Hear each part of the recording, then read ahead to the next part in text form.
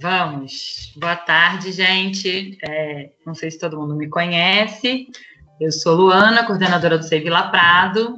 Já trabalhei na freguesia como professora em 2010 e 2011, na EMEI Antônio Calado. E aí eu acessei o cargo de coordenação, fui trabalhar na Zona Sul, fiquei 7 anos na Zona Sul. E aí, ano passado, eu voltei para a FO para trabalhar como coordenadora no SEI. De formação, eu sou normalista, não é nem magistério, porque no Rio de Janeiro, como vocês podem ver pelo sotaque, eu não sou daqui, mas eu fiz curso normal, não chamava magistério. Fiz pedagogia, ano passado eu concluí a especialização em educação infantil no Veracruz. Como coordenadora, eu fui coordenadora de EMF 4 anos, fiquei 3 anos como coordenadora do CEMEI, lá na Zona Sul, no Capão Redondo, e estou há 2, né, seguindo meu segundo ano no SEI Vila Prado, e tem sido muito, muito gratificante. O SEI Vila Prado é uma escola que acolhe muito bem a gente, e que a gente tem conseguido fazer um trabalho bem legal lá. Quero agradecer o convite da Paula e da Karina, por ter me chamado para vir conversar com vocês. Devo dizer que eu fiquei um pouco resistente, a Paula sabe, eu tenho um pouco de resistência em falar sobre as minhas experiências e tudo mais, mas estamos aqui para conversar um pouco, dizer um pouco do que a gente tem feito, ver se contribui um pouco, ouvir também um pouco vocês, ver o que eu posso receber de ajuda, porque nessa hora todo mundo precisa se ajudar. Acho que o nosso grupo do WhatsApp tem feito muito isso, tem cumprido esse papel da gente ir dando dica uma para outra, e se ajudando, e se acalmando quando a gente fica mais ansioso, porque nesse período a ansiedade é o que a gente mais tem que saber controlar e segurar, porque senão a gente acaba pirando. E como eu disse para a Paula, e eu tenho dito desde o início, essa foi uma decisão que eu tomei para a minha vida neste período, que eu não vou enlouquecer, e eu não quero enlouquecer as pessoas que estão ao meu redor também. Foi uma decisão que eu tomei. Mas é um pouco isso, essa sou eu, um pouquinho. E aí acho que a gente começa, então, a apresentação. Tem uma apresentação de PowerPoint, aí eu vou compartilhar a tela com vocês. Acho que todo mundo já sabe como é que funciona, né? Porque está todo mundo usando o Teams. Eu vou compartilhar, vocês têm que aceitar o compartilhamento, e aí aparece aí para vocês o compartilhamento, só eu que vou deixar de aparecer.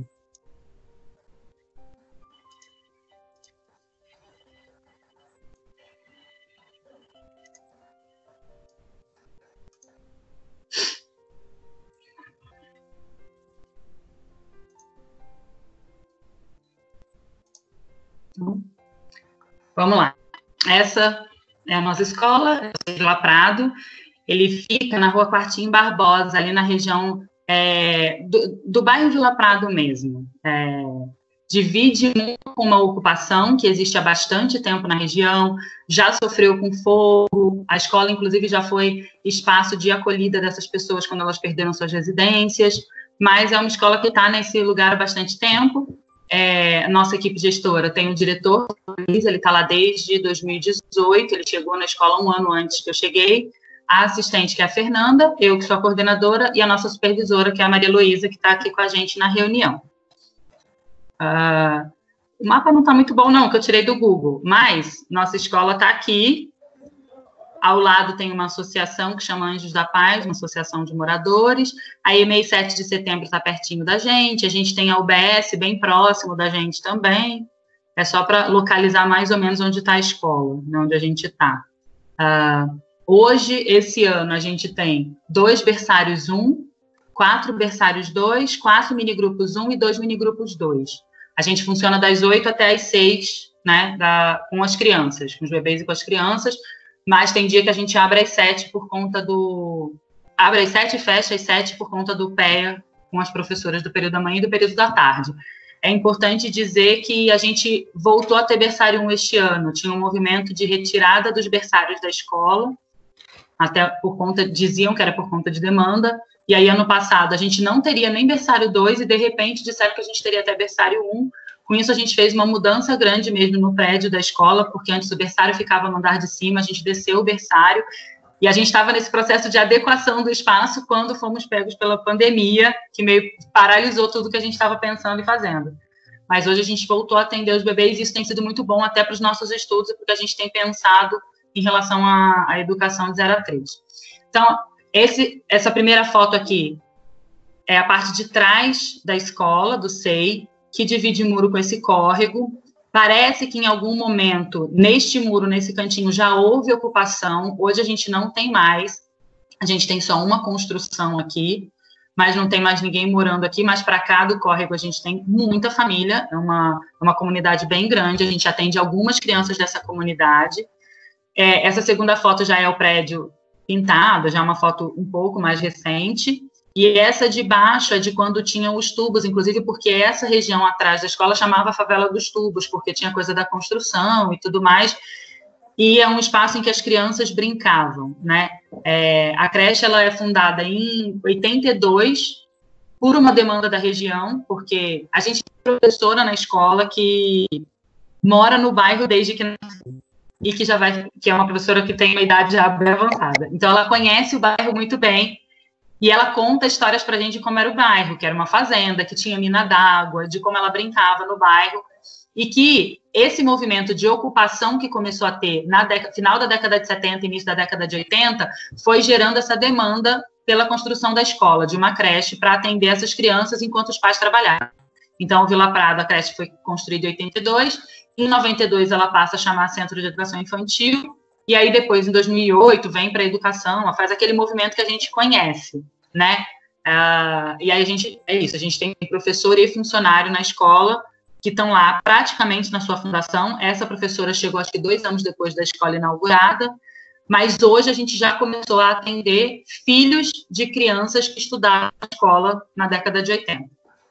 Essa professora mesmo, às vezes, recebe crianças que são filhos dos bebês e crianças que passaram por ela no passado. Então, isso é um pouquinho da história da nossa escola. A gente tem alguns princípios, né, muitos, na verdade, eu trouxe só alguns, mas eu acho que o princípio mais forte que a gente tem no SEI Vila Prado diz respeito ao acolhimento. E não é só o acolhimento dos bebês e das crianças, mas também das famílias, que é um acolhimento que a gente tem trabalhado muito para cada vez avançar mais, e entre os funcionários. Essa é uma característica muito forte daquele espaço. É um espaço que tem pouquíssima rotatividade de funcionário.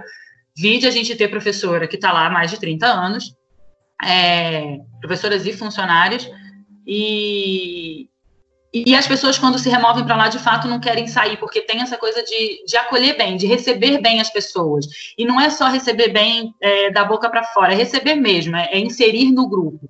E, de fato, tem um espírito de coletividade muito grande. As decisões que são tomadas no coletivo, mesmo que uma pessoa ou outra discordem, elas são levadas adiante. E isso é muito bacana, é uma característica que o grupo já tinha e que a gente vem fortalecendo. Com as famílias, a gente tem cada vez mais pensado em estratégias, mas uma que a gente começou a adotar esse ano e que tem dado muito certo, que a gente tem visto um retorno, né, estava vendo nesse período, mas até que tem auxiliado para esse momento que a gente está de distanciamento social, tem a ver com as entrevistas. Então, toda criança que é matriculada hoje no SEI Vila Prado agenda uma entrevista comigo, que sou a coordenadora, não só para conhecer um pouco desse bebê, mas até a ficha de saúde, por exemplo, sou eu que preencho junto com a família.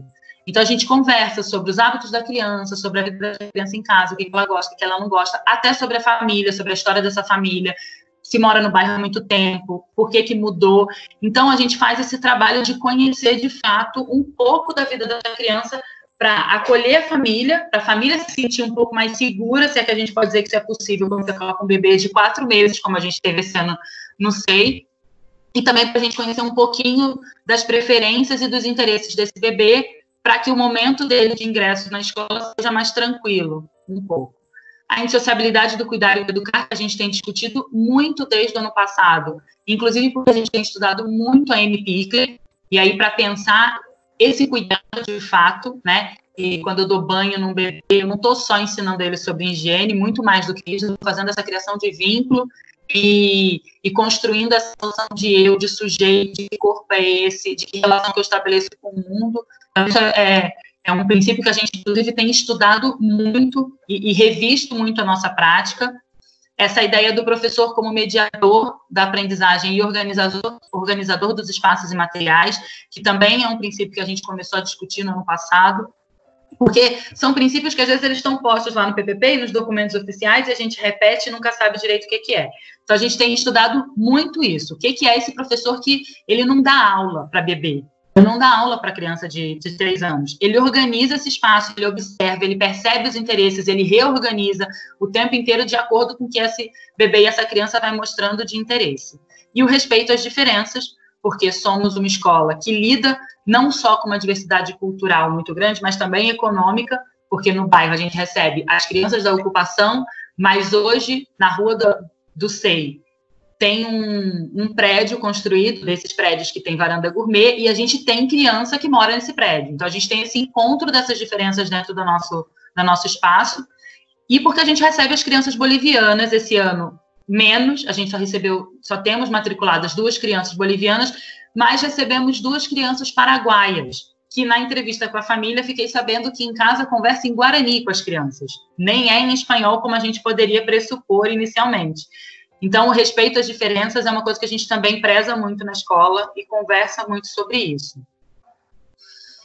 E aí, para mostrar um pouquinho a nossa escola, a gente conversou, eu e a Paula, até a Karina estava junto, sobre essa ideia de potência dos espaços. E uma coisa que eu penso muito é que espaço só é potente se tem sujeito potente pensando nesse espaço. O espaço pode ser lindo e maravilhoso e a gente não fazer uso dele de forma qualificada para os bebês e para as crianças, mas, assim como ele pode ser um espaço que às vezes não tem nada e que se esses sujeitos que ocupam esse espaço dão conta de qualificá-lo, ele se torna potente. E eu penso isso do SEI. A nossa escola é uma escola que ficou muito tempo abandonada de estrutura. O diretor que foi para lá tem feito muitas mudanças físicas e estruturais no prédio, e a gente tem tentado ir melhorando ele na medida do possível. Mas ele é um prédio inteiro de cimento, como vocês podem ver o nosso parque, que até o ano passado não era um parque, ele era só um cimento. Aí teve a construção do tanque de areia, que é telado mesmo, porque a gente tem entrada de animais na escola e tudo mais, então é um jeito de garantir alguma segurança para as crianças.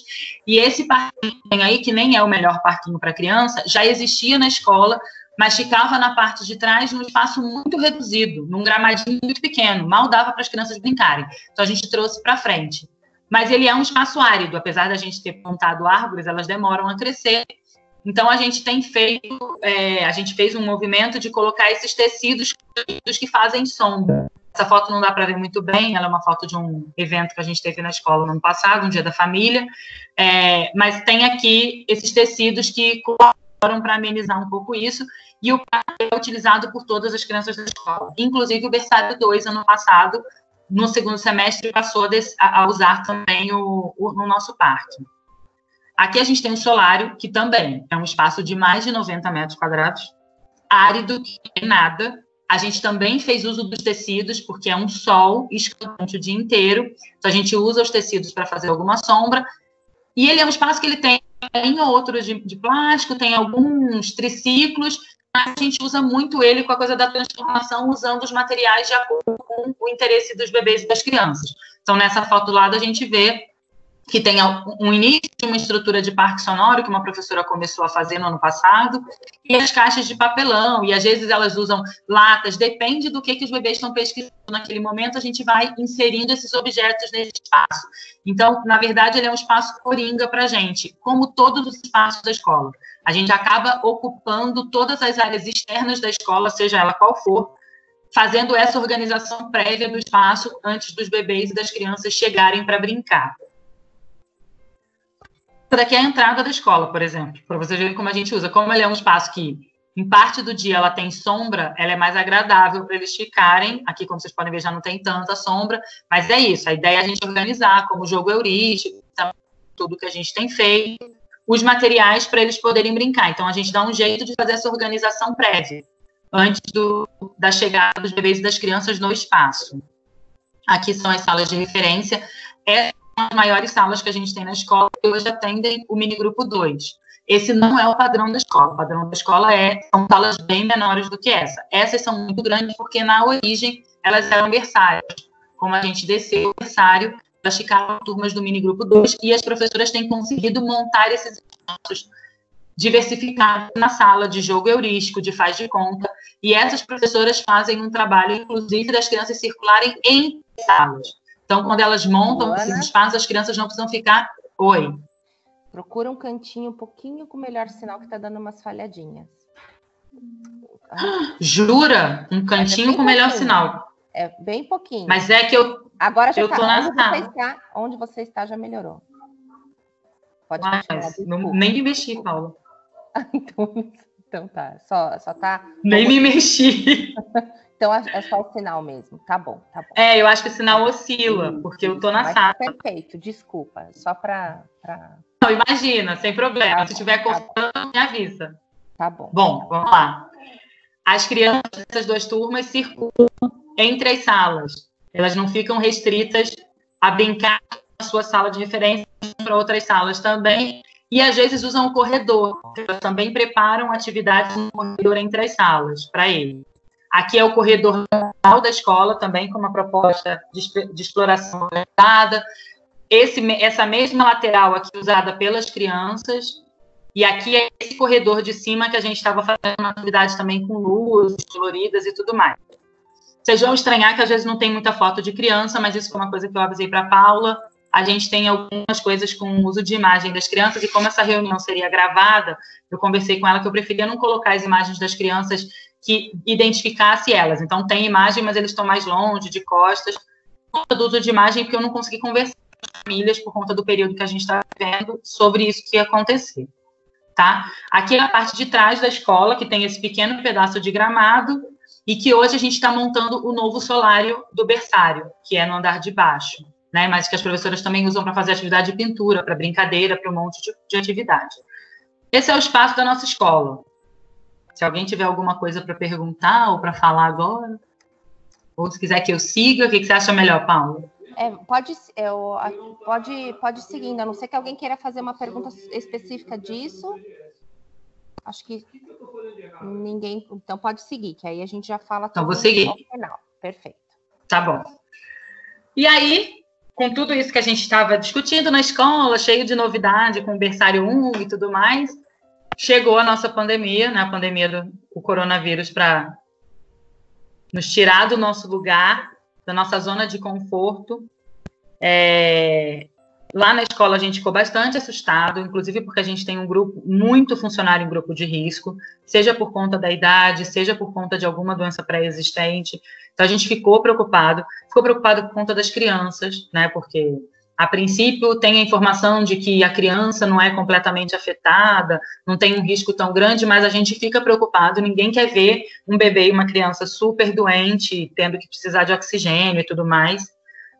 E aí, quando vem a normativa, ela pega a gente de surpresa, e devo dizer que no início a gente foi muito pego de surpresa. Foi até uma coisa que a gente conversou em grupo, conversou no nosso grupo mesmo, de DIPED, ou entre as professoras, de que as informações estavam chegando, às vezes, primeiro para a população, depois para a gente, ou que chegavam para a gente muito em cima da hora, e a gente não estava dando conta nem de processar o que estava acontecendo. Então, quando a gente precisou, como escola, sentar e pensar essa educação em tempos de distanciamento social, a gente tinha algumas coisas que a gente não ia abrir mão de jeito nenhum, inicialmente, porque são princípios nossos da escola, são coisas que a gente vem discutindo, e eu, Luana, particularmente, tinha essa ideia de que eu não ia enlouquecer com isso, nem enlouquecer as professoras da escola, porque, como eu falei para vocês, é um grupo que acolhe, é um grupo, é um coletivo que eu já passei por muitas escolas como coordenadora em outras 2, e eu nunca trabalhei com um grupo constituído como grupo, como eu tenho, né, como eu vivencio no Vila Prado. E a gente sabe que para isso se desconstruir, basta um estalar de dedos, às vezes uma bobagem pode quebrar esse elo. E eu estava com muito medo de que isso pudesse acontecer a partir do momento que tivesse que fazer essas atividades virtuais e o uso da tecnologia, porque eu sei que eu tenho um grupo com algumas professoras que têm muita dificuldade no uso da tecnologia, então isso me pegou um pouco de surpresa.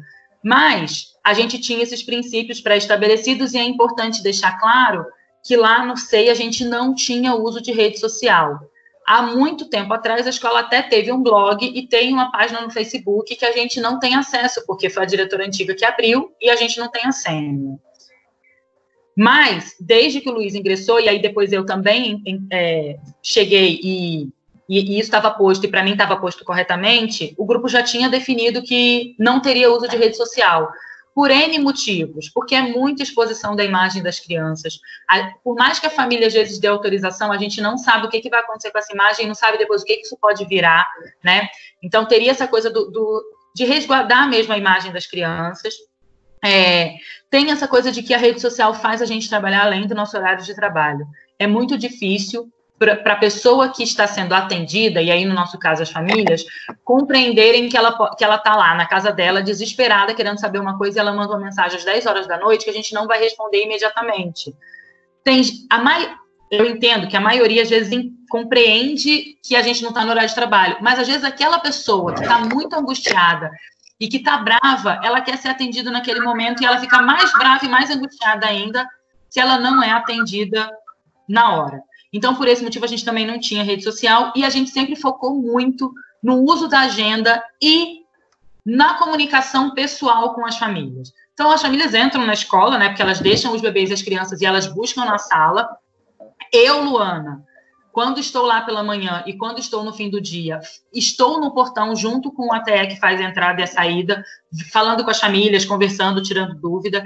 Isso é uma postura que eu tenho, porque como eu trabalhei 3 anos no CEMEI, e o CEMEI é uma escola gigantesca, e a gente inaugurou aquela escola, e ela não tinha ATE, a gente da equipe gestora tinha que fazer isso. Então, por muito tempo, eu tive que fazer, né? Era uma obrigação mesmo, porque a gente não tinha quem fizesse. E eu fui percebendo o quanto isso aproximava a família da escola, o quanto isso foi importante para a criação daquela comunidade. E aí, faço isso também no Vila Prado e não me causa nenhum problema, né? Não atrapalha o andamento do meu trabalho na escola. Quando eu tenho alguma coisa para resolver, ou quando tem reunião, por exemplo, que bate com o horário, eu não estou lá e tudo bem. Mas isso me aproxima das famílias e aproxima a escola em contrapartida das famílias. Então, a gente tinha esse cenário de comunicação com as famílias. A gente usa muito telefone, conversa pessoal e agenda. Bom, precisamos criar uma rede social, então, porque a normativa dizia que sim. E aí a gente escolhe o Facebook, porque a gente entendeu no momento que o Facebook seria a ferramenta mais democrática de acesso às famílias, porque, a princípio, é a rede social que quase todo mundo tem acesso e usa, apesar do nosso diretor mesmo não ter rede social, ele não usa o Facebook, mas, a princípio, 99% da população usa. Ela é uma rede social que não consome dados de internet, então, se a família não tivesse Wi-Fi em casa e só usasse o 3G do celular, a gente sabia que o Facebook não utilizaria esses dados do celular, então, nesse sentido, também seria mais econômico. E aí, em contrapartida, a gente teria que diminuir a quantidade de vídeos se a gente fosse postar vídeo. Alguém me chamou? Não. Roberta, porque o vídeo consome... Liga o microfone, Roberta. Consome dado do celular.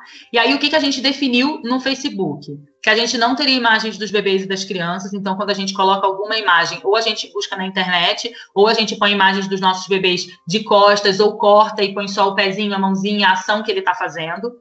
A gente também não ia fazer vídeo com as professoras, primeiro porque a gente tinha definido que a gente não ia dar aula pela internet, né? Não ia ser aula, a gente ia fazer sugestão de proposta, e que isso não precisaria ter o vídeo das professoras para resguardar também a imagem delas, porque esse vídeo, por mais que a gente tente bloquear, a gente sabe que alguém pode jogar esse vídeo em outro lugar, e a fala da Fabi na nosso encontro de DIPED veio muito... para me ajudar ainda mais a fortalecer essa ideia de não fazer vídeo, foi quando ela disse que a gente já tem muita coisa produzida para criança na internet, será que a gente precisa produzir mais?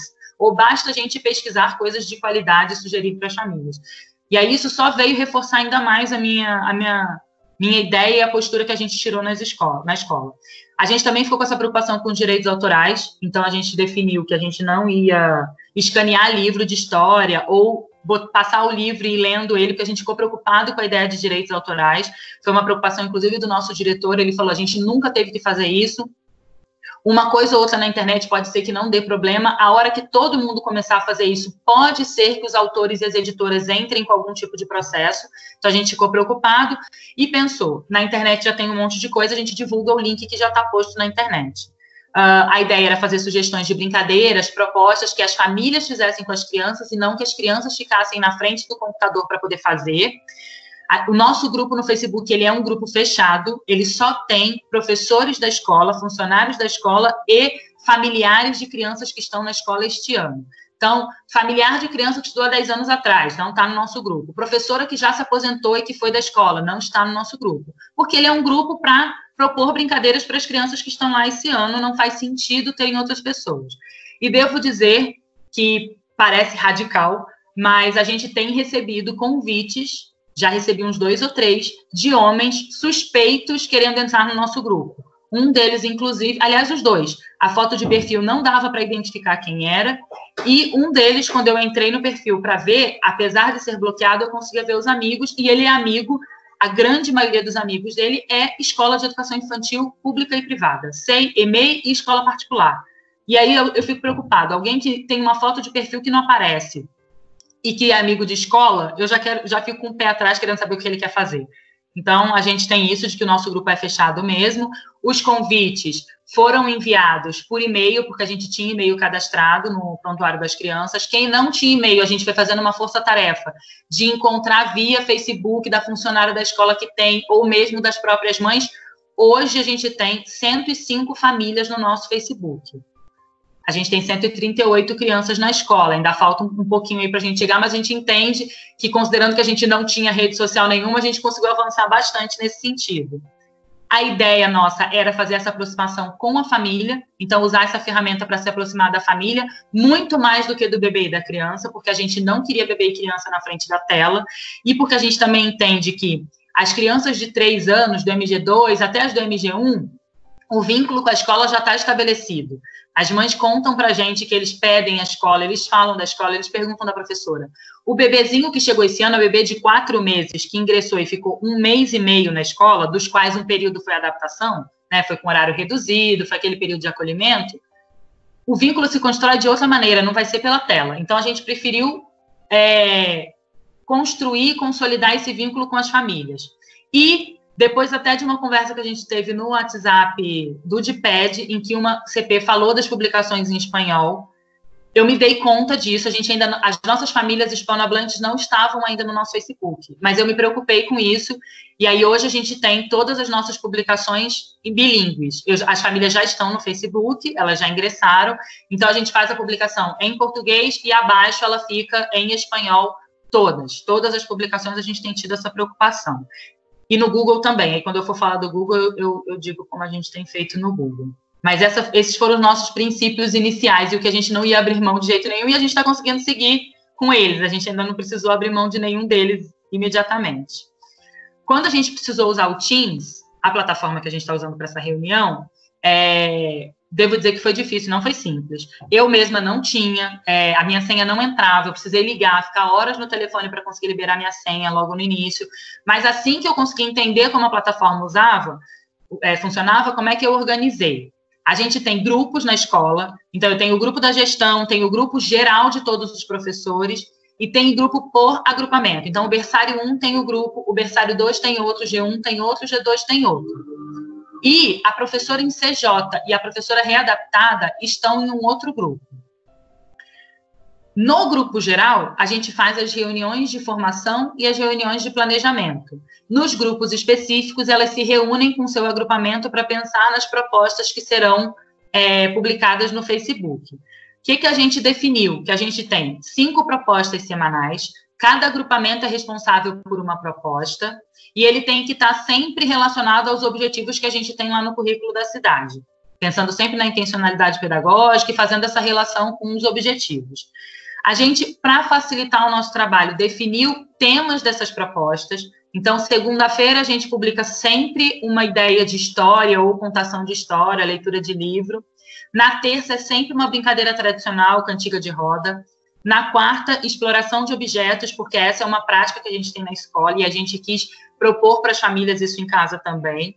Na quinta, uma proposta de movimento corporal, de expressão corporal. E na sexta, uma sugestão de uma música que a gente entenda que seja uma música de qualidade para eles ouvirem em casa. O que a gente tem observado é que essas propostas, por mais que elas pareçam separadinhas, elas se conversam, e às vezes a proposta de movimento é uma proposta de brincadeira tradicional, ou a proposta de música envolve história, envolve brincadeira tradicional. Então, elas são só para a gente focar um pouco o nosso olhar e a gente não ficar tão perdido e não perder tanto tempo na hora de organizar isso, mas elas se conversam.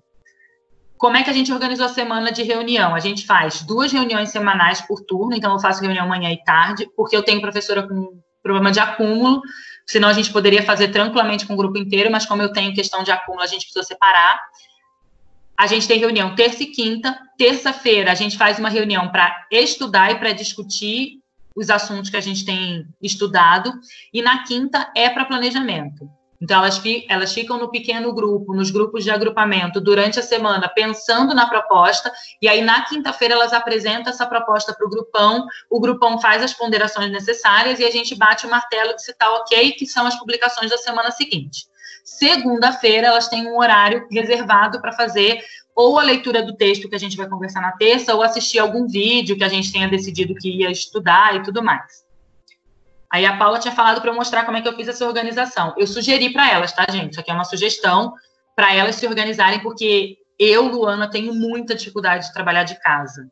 Eu me perco nos horários, eu deixo para fazer depois, acaba ficando coisa em cima da hora. Então, pensando na minha dificuldade que eu organizei para mim, eu conversei com elas e elas acharam boa a ideia, então eu organizei uma sugestão, e aí elas podem se organizar de acordo com a sugestão que está aí. Então, até para mostrar que no nosso horário cabe para fazer tudo isso, e até sobra às vezes. Então, tem horário reservado para pesquisa, para reunião, para fazer devolutivas às famílias, para fazer registro de diário de bordo. E aí, o diário de bordo a gente colocou praticamente todos os dias. Então, elas têm também essa organização de horário. Tem professora que, inclusive, agradeceu, porque falou, eu estava completamente perdida, eu não estava dando conta de me organizar. E com isso, eu dei conta de me organizar, e, inclusive, organizar minha família e dizer, olha, neste horário eu estou fazendo tal coisa, eu não posso estar tão disponível para vocês.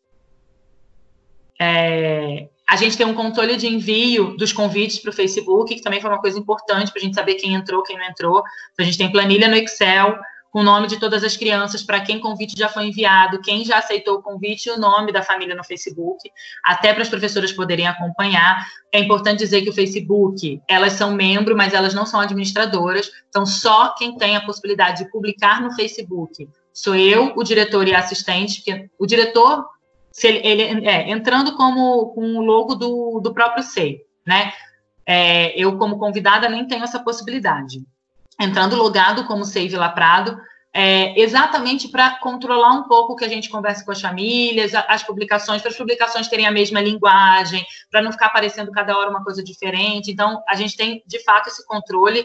A gente decide na quinta-feira, mas a publicação é feita por mim, pelo Luiz ou pela Fernanda, tá bom? A gente tem os registros, né? Os registros estão no Teams, por enquanto, a gente não migrou todos eles ainda para o Google Classroom. O que a gente tem de registro no Teams?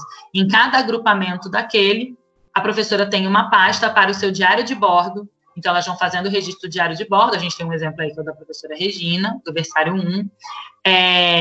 Tem um registro também da minha devolutiva, então eu faço devolutiva no diário de bordo delas. Até falei para a Paula, esse tem sido o exercício que a gente começou, porque a gente não fazia diário de bordo na escola, a gente ainda não tinha entrado no diário de bordo, a gente fazia o planejamento de quadradinho, semanário, mas que elas faziam um registro semanal atrás de o que tinha acontecido, relatando mesmo como tinha sido a semana, fazendo a anotação das crianças, e aí eu fazia devolutiva disso. A gente ainda não tinha entrado no diário de bordo. Com a vinda para o digital, eu propus para ela que elas começassem esse exercício de escrita, e tem sido muito interessante. Elas têm feito e inclusive, têm colocado as angústias. Isso tem sido muito interessante, porque acho que como o momento nos coloca a pensar e a refletir e põe as nossas emoções à flor da pele, elas estão dando conta de colocar isso, inclusive, no papel. E aí, aqui a gente tem uma devolutiva que foi a primeira que a gente fez para a família de uma criança que mandou uma foto para a gente, e a professora fez a devolutiva. Como que a gente faz? Parece loucura, gente, porque tudo passa pela minha mão mesmo, e aí é uma característica minha, talvez péssima, mas eu tenho, que é de ser muito controladora, né? Eu gosto de saber o que está acontecendo, de conversar com elas sobre o que elas estão escrevendo para as famílias, da gente pensar junto, de colaborar mesmo. Eu acho que essa é a minha função. Eu sou, né, não é isso que dizem, que a gente é o par avançado? Então a gente se colabora. Então, na verdade, o que acontece é a professora escreveu, e aí eu vou e mando no Facebook para a família como mensagem privada, né? Porque o nosso Facebook é fechado, elas não fazem comentários abertos. E não fazem comentários abertos, que é para não ficar pipocando comentário que não tem a ver com a proposta necessariamente. Então a comunicação não acontece? Acontece, elas mandam mensagens pelo inbox direto. mandam foto, mandam vídeo, perguntam do cartão merenda pelo inbox, perguntam do livro pelo inbox, perguntam quando vai voltar, dizem que está tudo bem, mas a gente faz tudo pelo inbox como mensagem privada, tá? E aí veio o Google Classroom, que eu devo dizer que causou um pouco de mais um desassossego na gente, mais uma tirada de zona de conforto. Mas, como a gente já tinha explorado bastante o Teams, o Google até que foi um pouco mais tranquilo do que eu imaginei, mas a gente começou paulatinamente. A primeira coisa que a gente fez no Google foi, assim que as turmas foram criadas, com as crianças, colocar as atividades. Então, antes até da formação que a gente teve, que o Cristiano estava presente, a gente já tinha colocado as atividades até retroativas. A gente já tinha publicado todas elas, até como forma de aprender como faz. Isso foi bom, porque a gente foi tirando várias dúvidas, né? Inicialmente com todas as turmas. Hoje a gente já tem as turmas unidas, como foi a orientação, então eu só tenho o B1A, então as duas professoras lá no B1A, o B1B, as duas professoras no B1B e assim por diante. A professora em CJ, por enquanto, está em todos os agrupamentos, porque como na nossa organização, ela tem planejado e pensado a proposta dela junto com a professora readaptada lá no Teams, ficou meio sem uso aqui, porque eu não tenho a professora readaptada aqui para conversar com ela. Então, a gente continua fazendo o planejamento no Teams e ela vai auxiliando as professoras nas publicações quando precisam aqui no Google, porque como ela e as duas professoras estão na turma, todo mundo pode editar a atividade. Então, se uma percebe que a outra esqueceu alguma coisa, ou falta uma imagem, falta alguma coisa, é possível editar, porque todo mundo é responsável por aquela sala. E isso facilita o nosso trabalho, a nossa coletividade. Mas a gente tinha algumas dificuldades, e eu acho que isso vale, até é bom que tem gente da SME, para pensar isso, que para mim o mais difícil, no Teams menos, mas no Google o mais difícil de lidar, foi que a gente só tem acesso à nossa tela. Então, o professor, ele só vê a tela de professor. Eu, como coordenadora, só vi a minha tela de coordenadora, que não tinha nada, né? A não ser quando eu fui convidada para ser professora. A gente não tem a tela do pai, da família, que recebe o convite. Então, eu não sabia nem como fazer. E aí, a gente faz o quê? Usa uma senha de uma criança, que é péssimo dizer isso, mas foi o que a gente precisou fazer para poder criar, inclusive, o tutorial que a gente disparou para as famílias de como usar, né? Porque a gente não tem essa tela. A gente não tem como fazer esse teste de saber como é que vai chegar a mensagem, de saber como o pai vai responder essa mensagem para a gente. E é muito ruim. A gente já está numa situação e num momento que é delicado, em que a gente já está ansioso. É muito ruim a gente ficar lidando com as coisas sem saber o que vai acontecer. E eu tenho tentado na escola, ao máximo, diminuir essas possibilidades da gente ser pego de surpresa. Eu tenho tentado sempre preparar o terreno, conhecer um pouco a ferramenta antes, ver o que pode acontecer, o que pode dar errado. É óbvio que tem hora que eu não dou conta, porque eu não consigo controlar tudo e prever tudo, mas isso tem auxiliado a gente, tanto eu quanto o grupo, a se manter um pouco mais calmo. Então, a gente fez tutorial, eu fiz tutorial para as professoras e para os pais, usando o Loom, que é uma ferramenta que espelha a tela e grava a tela do computador. Criamos as atividades, as professoras já trouxeram o diário de bordo para cá, então, em cada turma tem a pasta do diário de bordo daquelas professoras, então elas já estão escrevendo o diário de bordo aqui. Nós arquivamos a turma das professoras da tarde, então a gente está trabalhando com todas as turmas do período da manhã, e a professora em CJ está em todas as turmas. O que a gente ainda precisa fazer? Trazer o planejamento para o Drive, que eu não trouxe ainda, porque eu acho um serviço, né, um trabalho, jogado fora, a pessoa planeja numa plataforma, escreve numa plataforma e depois copia para outra. A hora que a gente fizer a reunião de planejamento aqui, a gente traz também o planejamento para cá. Por enquanto, não faz sentido, a gente continua deixando o planejamento lá. E em relação às famílias, a gente tem feito essa orientação por Facebook. Então, tem uma publicação no Facebook explicando do uso do Google, mas, como eu já previa, que seria difícil para a família compreender o endereço que ela teria que indicar de e-mail da criança, teve uma família mesmo que falou, Luana, não está entrando, mas é porque faltava uma letra do sobrenome. Por mensagem, inbox, a gente fez um texto padrão e disparou para todo mundo, aí sim, com o e-mail de cada criança que elas foram me mandando pelo Google. Então, no Google dava para saber o e-mail, pela turma, a gente foi colando todos esses e-mails na mensagem para disparar para todo mundo. Demorou um pouquinho, dá trabalho, mas a gente conseguiu mandar para todas as famílias do Facebook. As famílias que não têm Facebook, porque das 30 famílias, mais ou menos, que faltam entrar no Facebook, A maioria a gente já mandou convite, elas só não responderam o convite ainda para entrar. Mas a gente tem umas 3 famílias na escola que não têm Facebook. E aí, nesse caso, a gente está pensando em como falar do Google, porque é complexo. Tem família que usa a internet e tem facilidade para usar. Não é o caso dessas 3 famílias. São famílias que não têm essa facilidade para usar a internet. E aí, explicar por telefone como que usa o Google não vai ser simples. A gente ainda está pensando como fazer isso. Mas a gente está nesse momento no Google Classroom. Em relação à atividade em espanhol, como é que a gente faz? A turma que tem criança hispanohablante, a professora cria a atividade em português, manda para todo mundo, menos para essa criança, e aí cria uma nova atividade em espanhol só para essa criança. Porque como a atividade não é para criança, é para a família ler, e a família ler em espanhol, para ela é mais fácil compreender o espanhol, a gente optou por fazer desse jeito. Lembrando que eu uso o Google Tradutor, provavelmente deve ter coisa escrita errada em espanhol na tradução, mas foi o jeito que a gente achou, porque ninguém na escola fala espanhol e dá conta de traduzir todos os textos, e a gente entende que talvez para alguém que é só no talvez, a gente ainda não sabe, mas para alguém que fala espanhol, às vezes é mais fácil entender um erro na sua própria língua do que compreender um texto inteiro em outra língua. A gente fez essa opção. E aí algumas das nossas propostas, pensando principalmente os vínculos na educação infantil. E aí aqui é importante dizer que a gente tem estudado muito essa ideia do vínculo, principalmente na perspectiva da Amy Pickler, de como que esse vínculo se constitui, principalmente nas relações de cuidado. Então, como eu disse desde o início, a gente não queria dar aula na internet, porque, de fato, a gente não acredita, não acha que é assim que se faz a educação infantil. A gente discute muito na escola, inclusive, o tempo que as crianças ficam em frente à TV na escola, porque a gente tem televisão na escola, é uma prática que a escola tinha, então a gente tem discutido isso, para ir diminuindo esse tempo em frente à televisão. E aí, como é que agora a gente propõe isso para a família?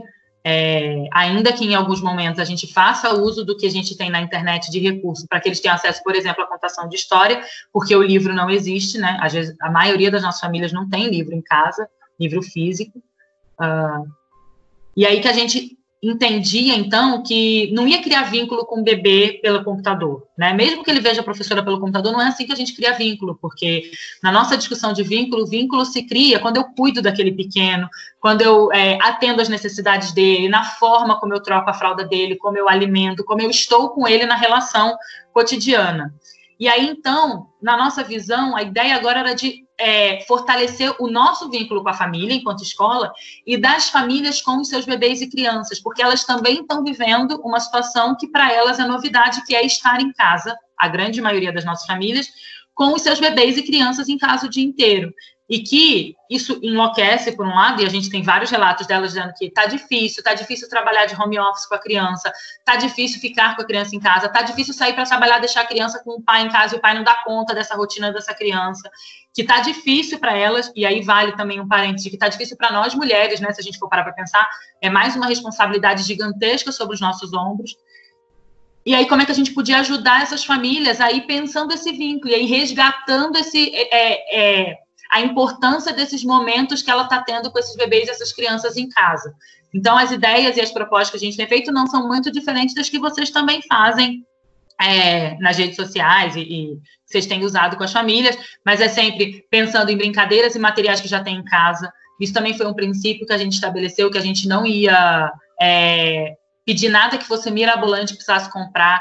Coisas que envolvem alimento, a gente segurou também. Mesmo proposta de massinha caseira, a gente não quis fazer agora, porque a gente tem família que está passando situação de falta de alimento em casa, daí não dá para pedir para farinha que seria para comer, para fazer alguma coisa de alimento em casa, usar para massinha, por mais que seja um brinquedo para criança, a gente ponderou isso.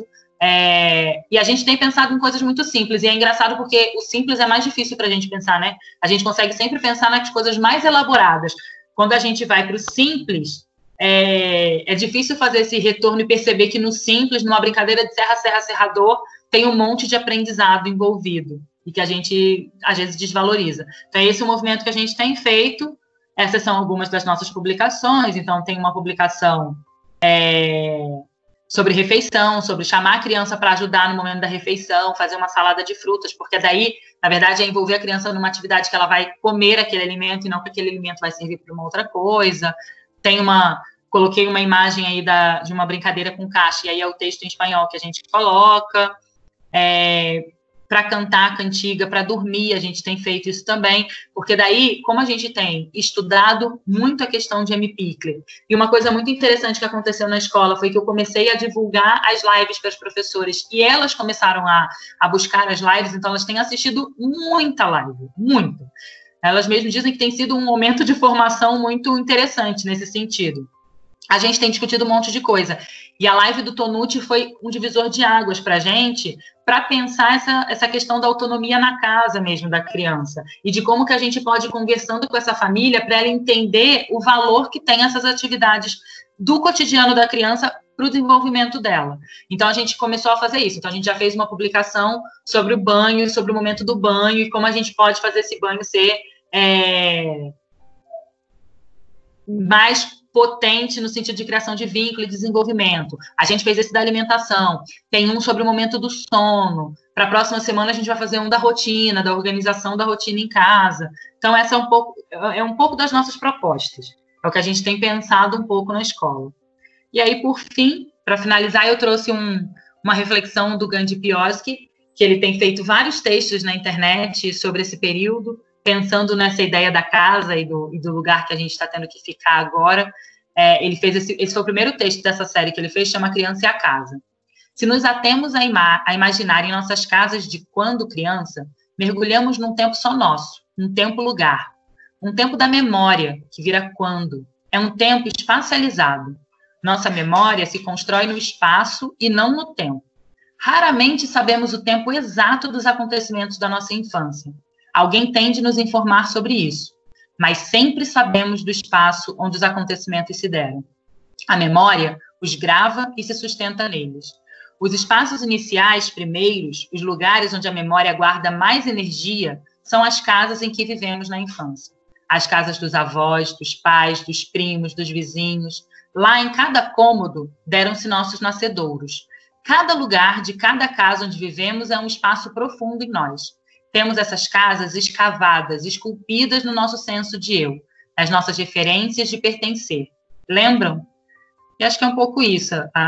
Que a gente tem feito de movimento na escola é tentar tornar esse momento para todo mundo o mais tranquilo ou o menos desesperador possível, e que já que a gente está nas nossas casas, que essas casas sejam repletas de experiências potentes e qualificadas para os nossos bebês e para as nossas crianças. Acho que é isso. Paulinha, não sei se eu estourei tempo, não tenho a menor ideia. Tá ótimo, imagina. Muito, muito, muito obrigada, Luana. A gente vai fazer assim, eu vou fazer alguns apontamentos, a Matilde, se ela puder colaborar também, e aí a gente abre para as meninas, para a gente fazer um bate-papo, tá bom? Então, assim, tá jóia. Tanto na nossa conversa prévia da reunião, como de hoje, quero reforçar o agradecimento, né, pela sua disposição. E vamos retomar algumas coisas. No começo quando eu li a poesia da Cora Coralline, depois porque ela fala de quebrar pedras para plantar flores, eu falei então que o coordenador precisa ter a musculatura, que é um termo que a gente já tem usado nas nossas reuniões. Eu vou falar um pouquinho nas percepções que eu tive da musculatura que você tem desenvolvendo o seu trabalho, tá?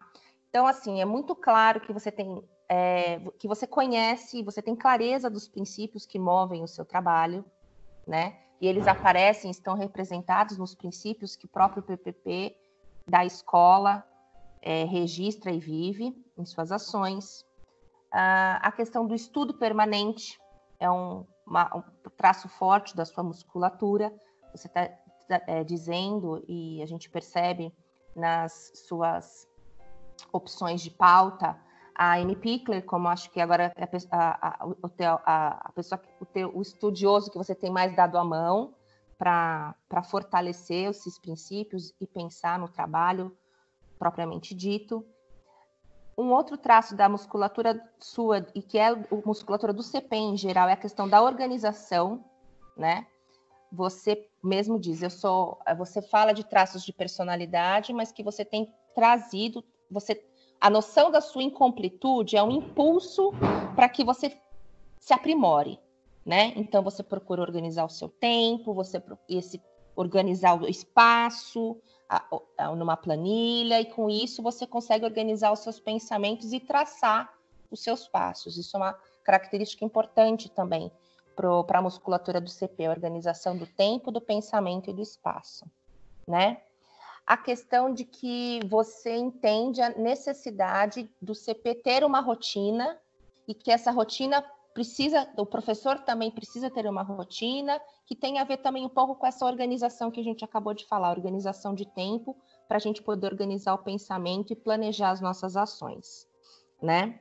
E você assume a sua posição de para avançado. Então, o CP, enquanto musculatura, precisa assumir essa posição de para avançado, essa posição de liderança nas questões formativas, sem abrir mão das relações horizontais e empáticas, que são tão importantes para que o grupo continue crescendo, né?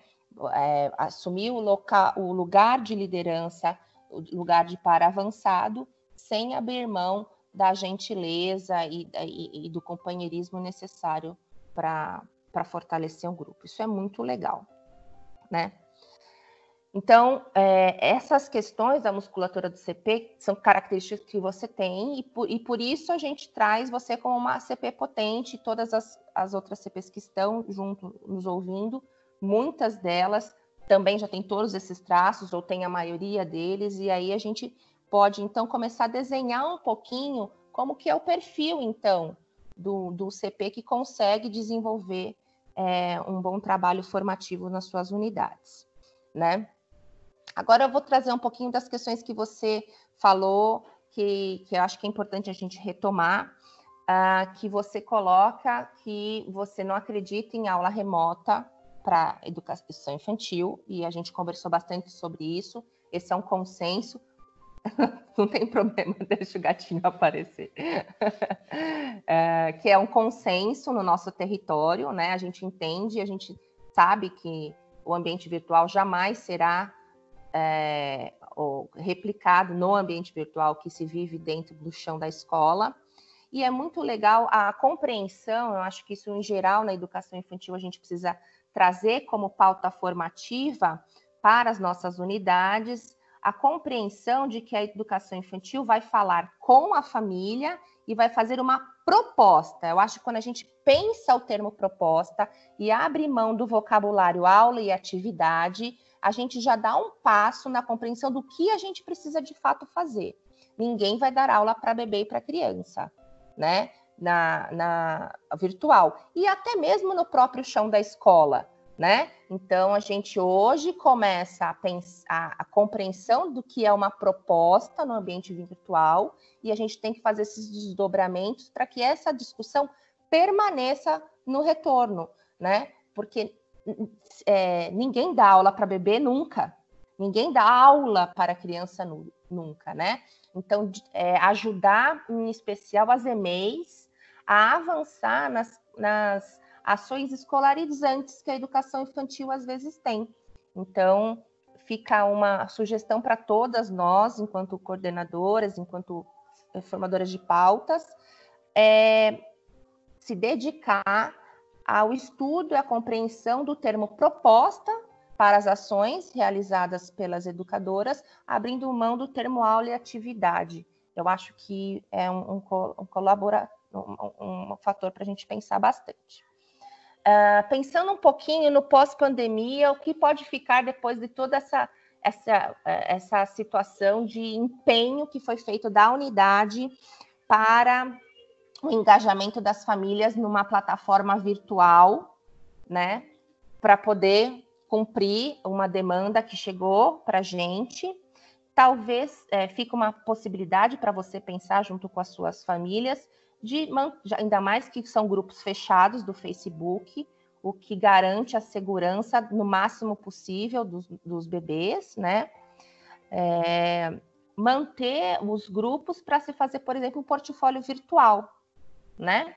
O portfólio virtual das turmas, fotos com legenda das atividades, enfim, uma possibilidade de não se perder toda essa força-tarefa que foi feita para o período de pandemia, né? Outra questão também importante da gente conversar é da questão da escrita, que você falou que então agora, que de alguma forma o diário de bordo começa a ganhar uma força, um contorno, que elas estão no exercício da escrita, né? E eu acho que essa, então, é um braço do seu trabalho muito importante para se fortalecer daqui para frente nesta unidade, investir na escrita das professoras críticas reflexivas, né? E eu vou te dar uma sugestão de estratégia formativa, que é a tematização de prática, né?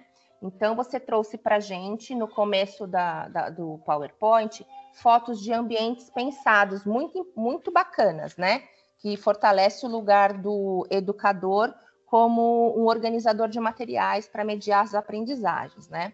Então, uma tematização de prática, você pode trazer essas fotos, que são fotos muito boas e potentes, e também para fazer um comparativo com uma foto deles vendo TV, que é uma coisa que incomoda e que ainda se mantém no SEI. E aí pedir para que elas desenvolvam uma escrita dizendo exatamente quais são os ambientes que propõem mais provocações para os bebês e para as crianças. E quais são as atividades... já falei atividade, falei que não era para falar atividade, eu mesmo falei, para ver como esse exercício é para todo mundo, né? Quais são as propostas que esse ambiente fazem? Quando eu coloco um vídeo para o bebê e quando eu preparo um ambiente. E para elas irem desenvolvendo, então, nessa tematização de prática, uma escrita que vai fazer parte desse diário de bordo e que vai ajudar no processo de metacognição. Então, eu acho que o trabalho está muito, muito bem estruturado. Eu acho que você fala da questão de ter mexido a sua zona de conforto, né? Esse período de isolamento social, mas o crescimento ele só acontece fora da zona de conforto. E você conseguiu propor um crescimento para você e para a sua equipe, apesar de tudo de difícil que estar na zona de conforto fora da zona de conforto traz para a gente. Então, muito bacana mesmo. Acho que eu abro agora para a Matilde, depois para as nossas outras coordenadoras. E tá de parabéns. Eu gostei bastante mesmo. Matilde? Oi, Paula. Luana, primeiramente, parabéns pelo trabalho. Vocês estão me ouvindo bem? Sim. Primeiramente, parabéns pelo trabalho. A gente vê que você tem um percurso aí que foi feito, que a gente conseguiu, enquanto você falava, andar nesse seu percurso, andar pelo seu trajeto, quando a gente pensa nisso, né? E eu fiz algumas anotações, que é o que eu vou me ater um pouco mais. Quando você fala da organização da semana, as pessoas às vezes falam, mas a gente vai fazer um planejamento da semana, e muitas vezes o professor fala, eu não quero porque parece que está pronto, está parecendo autoritário. Mas essa organização que você fez, que você pensou, conhecendo o grupo que você tinha, demonstra um respeito com aqueles que, no momento de pandemia, começam a se desestabilizar, não só no profissional, mas em casa, às vezes com emprego, por falta de dinheiro, ou por outras milhares de coisas que podem estar vindo a acontecer. Quando você faz um planejamento onde o professor pode se embasar para saber por onde começar, demonstra respeito, né, pela trajetória do outro e demonstra que você está se colocando como um par mais avançado e disposto a realizar o trabalho junto. Então, eu vejo essa organização da semana como um ponto alto que vocês fizeram aí na unidade, que você colocou, porque faz isso, faz com que a gente ajude o professor a trilhar por um caminho e não se sentir perdido, porque se você joga simplesmente o trabalho e fala, vamos começar a produzir tais propostas, não vamos por esse caminho, mas vamos por outro caminho, sem desenhar juntamente com eles aí uma trilha, fica difícil para ele poder dar encaminhamento. Então, quando você faz essa organização, eu gosto muito. Outra coisa é o exercício do diário de bordo, que a Paula falou. Então, quando vocês começam a trazer esse diário de bordo, vocês já fazem esse diário de bordo, pelo que eu entendi na sua fala, vocês já têm o diário de bordo no SEI. Então, quando vocês trazem... Não tem? Então, assim, quando vocês iniciam essa discussão pelo diário de bordo, de maneira virtual, quando vocês forem para o presencial, isso já vai estar melhor materializado. Então, você começa esse exercício com ações menores, não menores de importância, mas menores pelo distanciamento, né? Nesse sentido que eu digo. Então, quando se começa, você já tem um fio condutor, então você já sabe onde começou. E isso vai fazendo com que as pessoas tenham segurança. Então, os professores vão tendo segurança, vão tendo a liberdade de começar essa escrita, vão começar a percorrer caminhos que não sabiam, vão ter a disponibilidade, de repente, numa reunião de planejamento, estar conversando com você e te perguntando dicas sobre como e o porquê escrever tal coisa, quais opções eu posso fazer, quais propostas eu devo seguir, que é o estreitamento que o diário de bordo vai trazer. Então, eu acredito que esse fio, quando você traz o diário de bordo para o Drive dentro do Google, do Class, né? Eu acredito que isso é um bom momento para você começar essa discussão e tá alinhavando isso com tudo que você vem fazendo. Outra coisa que eu achei, assim, de um carinho imenso foi a questão dessa escrita, mesmo não profissionalizante, como você falou, que você usa o Google Tradutor para escrever em espanhol, né? Mas o carinho pelo qual vocês tiveram, o olhar pelas pessoas que não entendem, não fazem uma leitura no português, foi muito bonito, né? Significa que você está olhando além dos muros da escola, né? Porque a gente poderia, neste momento de pandemia, estar se reservando pelo que a gente faz e o que sabe concretamente, mas não. Você se dispôs a... Tem, sim, as crianças, os pais das famílias que conseguem ler em português, mas nós temos também aquelas crianças que os pais não leem em português, né? Então, o que a gente pode fazer? É um acalento. Ele não ser, mais uma vez, muitos desses imigrantes que estão chegando, que já tem toda uma história de abandono, e ao invés de vocês abandoná-lo no caminho por causa da pandemia, vocês acolheram. Então, por isso também eu quero dar os parabéns para vocês, porque foi, assim, muito sensível esse olhar que vocês tiveram. Outra coisa que me deixou muito impactada foi quando você fala dos estudos da Amy Pickler, né? Então, vocês pegaram esse momento, todas as lives que estão tendo, todos esses movimentos de estudo, você está usando esses momentos dessas lives para estar utilizando no dia a dia das formações de vocês, trazendo como importante o que o professor está escutando e trazendo isso para a pauta. Quando você diz que o Tonucci foi um divisor de águas, né, redirecionando o olhar, eu acho o quanto isso faz com que as pessoas avancem. Porque às vezes a gente fala, a chave não vira, e aí, numa live, às vezes de 1 hora, o que você, de repente, falou durante aí 1 mês, 2 meses, não virou a chave, mas o Tonucci falou de uma forma que fez com que virasse a chave. O quanto isso é importante.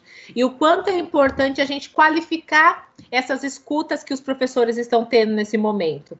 Nós estamos aí com a rede aberta, com lives de muita qualidade, né? Com pessoas falando abertamente para um número muito grande de pessoas, o que nos dá abertura também para buscar um estudo mais qualificado. E embora a pandemia seja horrível, né? A gente sabe quanto que essa pandemia é horrível, por outro lado, nós estamos tendo a chance de fazer algo que nós nunca fizemos, que é parar e escutar o outro, prioritariamente, só fazer aquilo. Então, a gente tem essa oportunidade de olhar e escutar, né? Anotar, revisitar, porque as lives ficam gravadas. Quantas vezes a gente assiste, depois volta para assistir novamente, porque deixou de entender alguma coisa.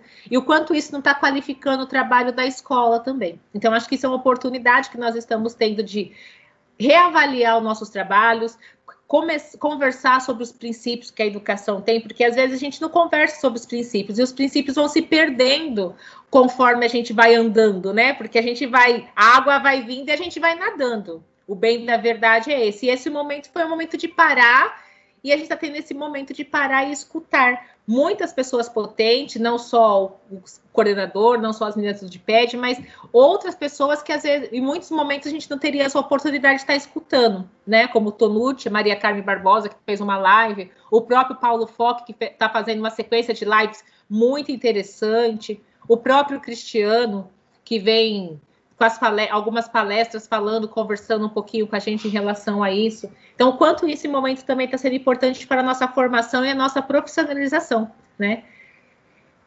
Deixa eu ver o que mais que eu anotei aqui.